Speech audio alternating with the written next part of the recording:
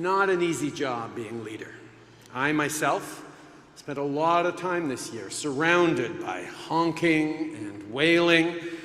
I don't know what their deal was, but the geese and loons at Harrington just wouldn't shut up. It's hard for a guy to get any work done. It's not all bad, though.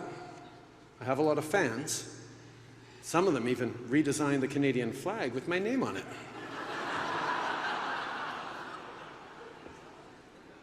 We now have a new leader of the official opposition. I know most of you haven't had a chance to see him in person yet.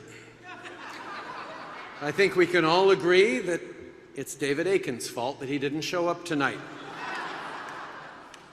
Although you'd think that Poilievre would have a thicker skin. He grew up in Alberta in the 80s with the name Pierre.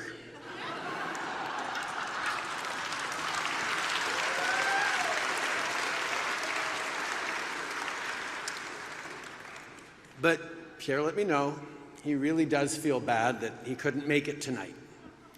So as a consolation, he told me to tell you to look under your seats.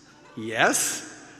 You're a shadow critic, and you're a shadow critic, and you're a shadow critic, and you, and you, and you!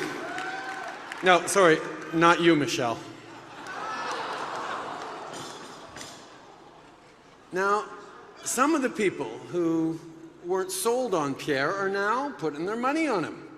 Charest, Mulroney, Deltel, and others, they all think that they're now betting on the right horse. They expound upon the extent of his parliamentary experience. I mean, he's been an MP since he was 25. But as Brian himself once pointed out, there's no horse like an old horse.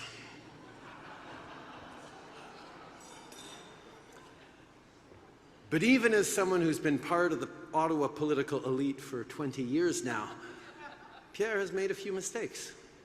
He suggested you could opt out of inflation by investing in Bitcoin.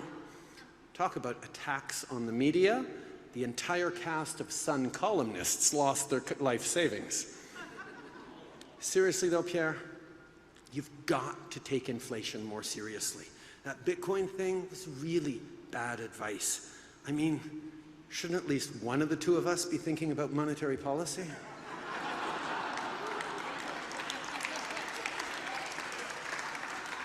Speaking of buying the dip, you probably saw in the news that I jumped off the highest drop in Canada, which turns out wasn't my approval rating since 2015. But I have to admit, I have learned a lot since 2015.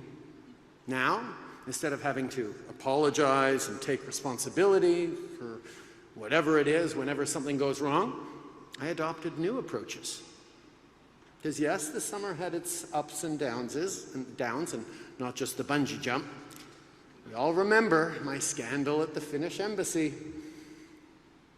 Oh, actually, no, you don't remember that, because I got my hair cut that weekend.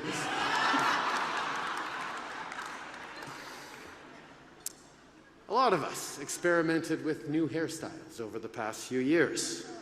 For example, I grew a beard.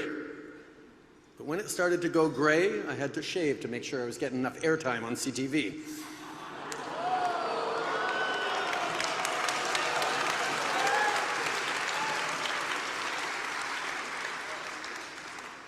Seriously though, I don't know why the Conservative Party is so obsessed with my hair. It started in 2015 with that ad, remember? And now this. Inflation and mullets. That is. We've all had a bit of a hangover from the pandemic.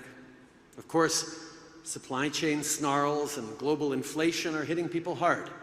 So we apologize if the meat was tough tonight or if you chip a tooth on a bread roll. But I swear, we will eventually have a dental plan for you at some point.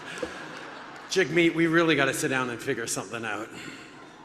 I know. But in seriousness, Jigmeet, if we can't get this done quickly enough, I promise we'll go with your original idea, which is just chucking toothbrushes out of airplanes.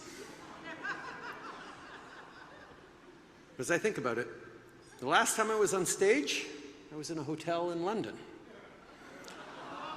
But I gotta tell you, just like with Jagmeet, it always costs me more than I expect when I agree to sing.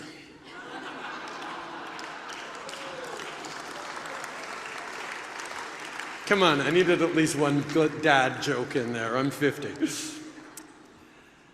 think the lesson here is that it's important that we all work together.